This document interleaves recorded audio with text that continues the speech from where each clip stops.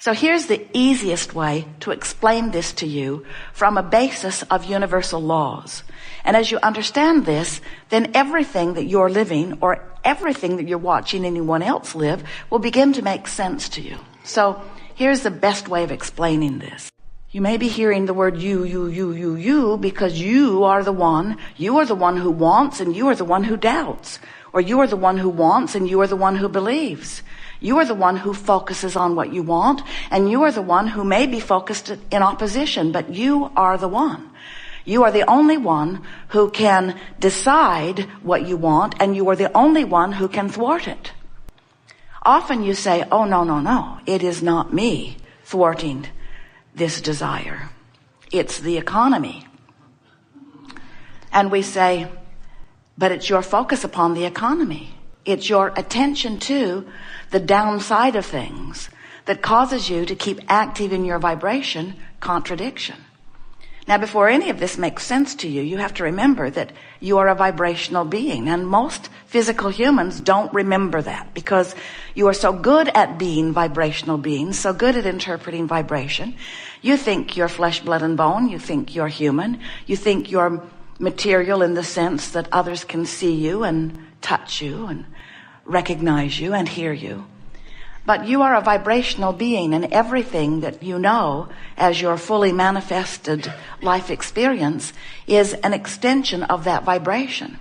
And if you will take the time to recognize the vibrational nature of you and reflect on the origin of the signal that is you, and then recognize the power of the vibration of your each and every thought, and then use your emotional guidance system just as you intended to understand the frequency of the thought that's active within you in any point in time, you can, in a very short order of time, work the bugs out of your vibration resistant thought.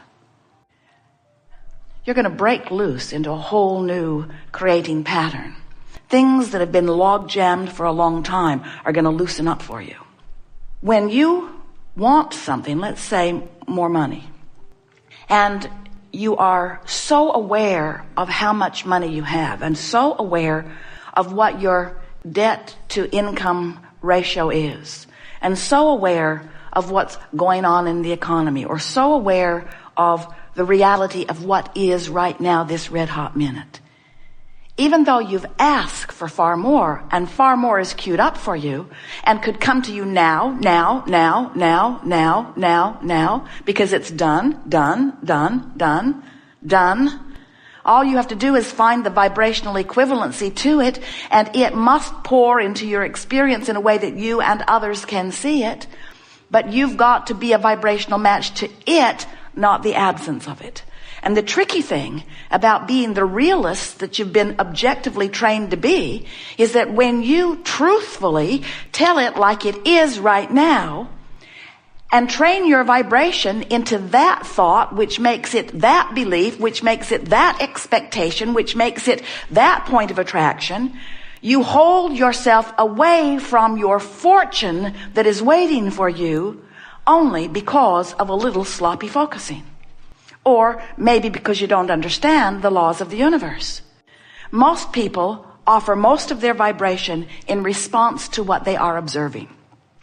So then, because observing good things makes you feel good and observing bad things makes you feel bad, then you set out as individuals and as cultures, certainly as governments, you set out to try to control the circumstances because you've already proven to yourself that attention to that good feeling thing makes me feel good, and attention to that bad feeling thing makes me feel bad. So I guess we should just all, you say, control the circumstances so that we can feel good about more things.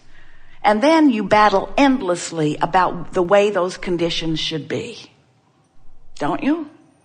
This is my land. This is my land. No, this was my idea. No, this was my idea. And as you scramble around battling with one another without even meaning to, you hold yourselves outside of your vortex of creation, and you disallow by your attention to what is everything that you've put there, everything that you own, everything that you deserve, everything that you're worthy of, everything that's queued up for you, everything that has been assembled, all the cooperative components to everything that you've been asking for have already been assembled. You're the only missing component. When you want something and you don't doubt it, then that desire feels good, doesn't it? But when you want something and you don't see how it can come, and even though maybe you've seen others achieve it, you don't really believe that you can.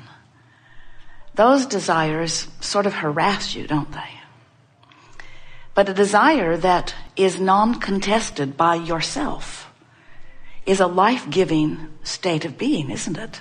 When you're focused upon something that you desire, which means all of the energy that is you, which means it goes right back to the source within you. When all that you are is focused upon something, the energy that creates worlds is flowing through you. And that feeling of elation or passion is what being really alive is. But when you focus upon something that you want, but you've been practicing not believing it, so you want it, but... and you want it, but, and you want it, but you're worried about it, or you want it, but you can't see any evidence, but you want it, but, that contradictory focus is all it is, that contradictory focus. A belief's just a thought you keep thinking, and a thought you keep thinking is just something that you're focused upon. So you have a vortex of creation, an assembly of all things wanted, circumstances and events, other people, attitude, information, everything that is necessary to satisfy the questions you're asking, the problems you're looking for solutions for, the creations you're creating. Everything is being assembled for you. In fact, vibrationally speaking, it is done. If we can get you to accept the reality of this vibrational reality, and if we can attract your attention from the reality that you are counting as reality. In other words, you often don't want to count it until it's manifested. You don't want to count your money until it's in your bank. You don't want to count your lover till in your bed. You don't want to count your prosperity or well-being until it is manifested where all can see it. And we want you to learn to see through the eyes of Source. We want you to come into, vibrationally speaking, your vortex of creation so that you can know your prosperity in the moment that it is a vibrational reality.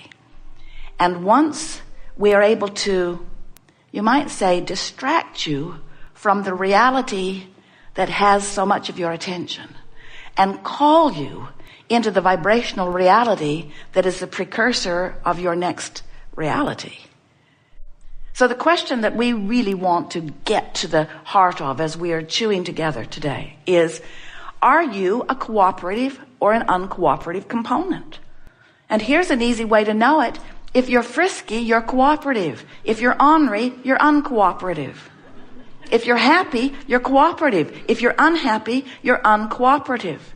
If you're joyful, you're cooperative. If you're pessimistic, you're not cooperative. If you're ornery, you're not cooperative. If you're overwhelmed, you're not very cooperative. If you're fearful, you are so uncooperative. And many of you would say, but I have reason for my fear. And we say, doesn't matter. You're uncooperative to your own cause. But I have reason to feel this way. I've been watching CNN and I know what's going on. You want me to be oblivious?